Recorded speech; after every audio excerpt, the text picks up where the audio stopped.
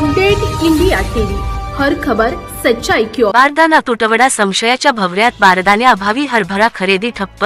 यवतमाळ सध्या सर्वत्र हरभऱ्याची सवंगणी होऊन हरभरा नाफेडमध्ये विक्रीसाठी येत आहे। मात्र हरभऱ्याच्या हमीभाव खरेदी केंद्रात बारदानाच नसल्याने नाफेडची हमीभाव खरेदी ठप्प झाली असून शेतकरी मागील 4 ते 5 दिवसांपासून त्यांनी विक्रीस आणलेला हरभरा घेऊन त्यांचा हरभरा नाफेड कधी खरेदी करेल याची वाट पाहत ताटकळून बसले आहेत। शेतकऱ्यांनी हमीभावाच्या आशेने नाफेडच्या खरेदी केंद्रात विक्रीस आणलेल्या शेतमालाच्या वेळेस नेहमी बारदाण्याचा तुटवडाच का भासतो? यामागे नाफेड मार्फतच्या खरेदीतला शासकीय सांगावा आणि कावा कोणता की नाफेडला हरभरा माल विकत घ्यावयाचा नाही, त्यामुळेच तर खरेदी केंद्रावर बारदानाचा तुटवडा दाखविला तर जात नाही ना, याची चर्चा शेतकरी वर्गामध्ये होत आहे।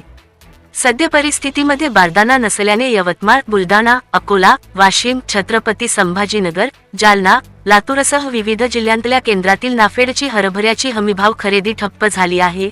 नाफेडच्या स्थानिक खरेदी केंद्रांतील अधिकाऱ्यांनी शासनाकडे बारदाण्याची वारंवार मागणी केली आहे असे समजते, परंतु मागणी करूनही अजूनपर्यंत नाफेड खरेदी केंद्रात अजून पावेतो बारदाना आला नाही हे विशेष।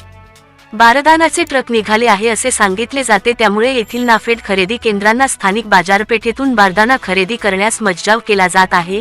मात्र सरकारच्या या भूमिकेमुळे शेतकऱ्यांनी विक्रीसाठी आणलेला हरभरा मार्केटमध्ये ताटकळत पडला आहे। तसेच खाजगी वाहनाने हरभरा विक्रीस आणल्याने शेतकऱ्यांना त्या खाजगी वाहनाचा 4 ते 5 दिवसाचा भुर्दड शेतकऱ्याच्या माथी बसत आहे। तसेच आयातीच्या दबावामुळे भाव घसरण्याची चिंता शेतकऱ्यांना भेडसावत आहे।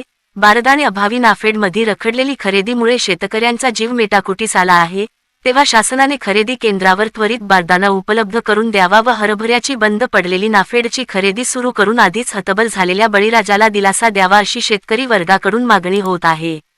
मात्र बारदाण्याचा तुटवडा हा एकाएकी झाला की पूर्वनियोजित कट आहे हे मात्र संशयाच्या भोवऱ्यात आहे। उपसंपादक रवींद्र राऊत सह खुशाल वानखेडे।